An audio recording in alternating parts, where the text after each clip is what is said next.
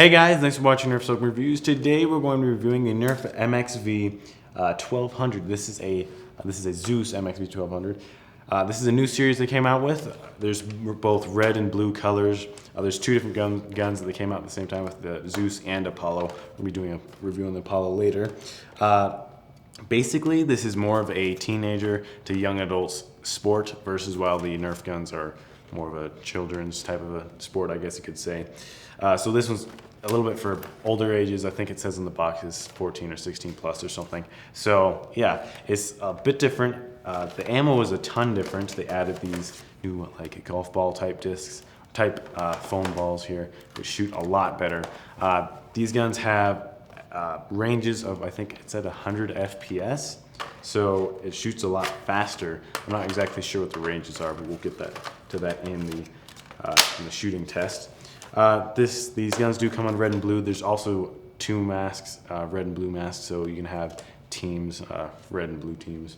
So the new ammo that these guns have, they have these dimples in them, kind of like a golf ball would, and it creates a turbulent boundary layer, of which basically keeps the air off of the ball. It just allows it to fly farther in a way. However, I'm not entirely sure if that works so well on these balls. I'm not sure if they actually tested to see if it works compared to one without the dimples, because there is a Nerf logo on it as well as a crease along the edge, which would kind of defeat the purpose of the dimples. So I'm not really sure if that would work so much better compared to one without dimples, which I would like to see if somebody could make one without one, see if it works better or not. These rails here, as you can see, I put one of these attachments on. It does not, these rails are a little bit different. They just look a little bit different. They look a little bit more realistic, and they don't fit these attachments very well. I mean, they work, you can put them on there. However, they're really easy to take off. And sometimes if you shake the gun up, it will just fall off. And so I feel like it just slides back and forth. So if you had a grip on here, like this grip, it just slides. So, I mean, it would be kind of pointless to have something that just slides around. So it just doesn't work all that well. So if you have any normal Nerf attachments, it's not gonna work all too well. I'm thinking that maybe they're gonna add some new attachments for the Rival series that will mainly work for these rails. I'm not entirely sure though. So now for the function of this gun. How you use it basically. First you have to load the magazine. I'll show you the mag that you can easily load these. You can just put the balls in like this, and then there's also a button of which you can push, and it will automatically just eject all the balls and just let them all come out, which is kind of simple if you want to unload it when you're not playing a game. As well as if you just want to do this, you can just have it in your hand and just hit it. Or like off the ground, you can just push it on the ground. So you can easily load it. As well as the mag is ambidextrous, so you can put it in from both sides. I prefer the left, but there's also the button so you can take it out from both sides. So yeah.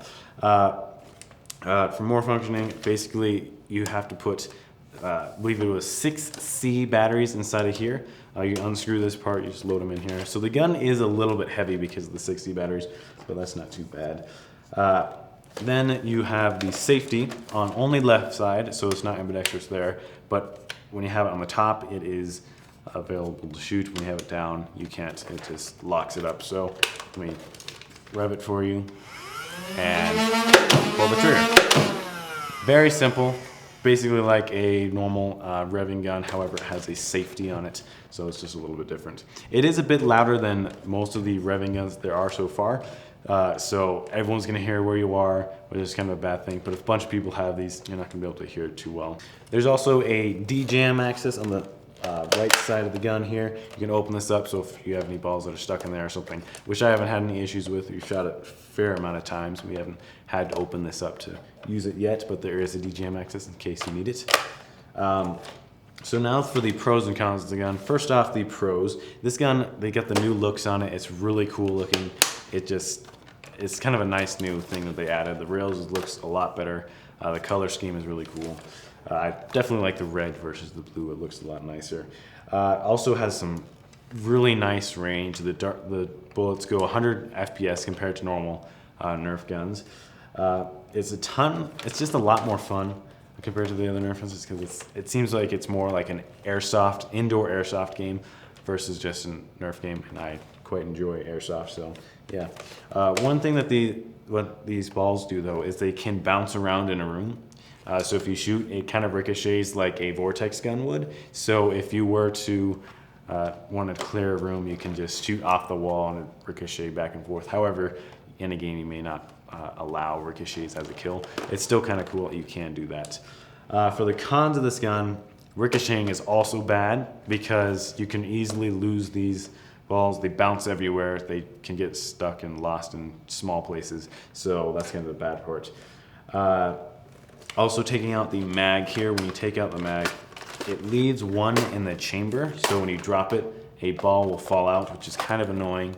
So you kind of have to deal with that all the time, unless if you completely unload the gun and shoot it all, and then you take out the mag.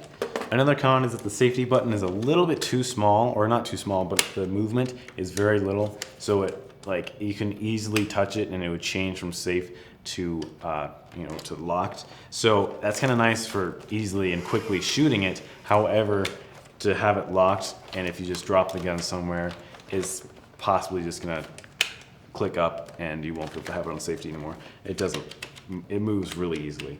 Another con is that you can't use the attachments too well because, like I was saying, they fall off a little bit and they just don't seem to work all that well. So now we'll get into the shooting test and we'll see you out there. All right, so this time we're in a different location. We get 190 feet range. So let's shoot this gun, see how far we can get.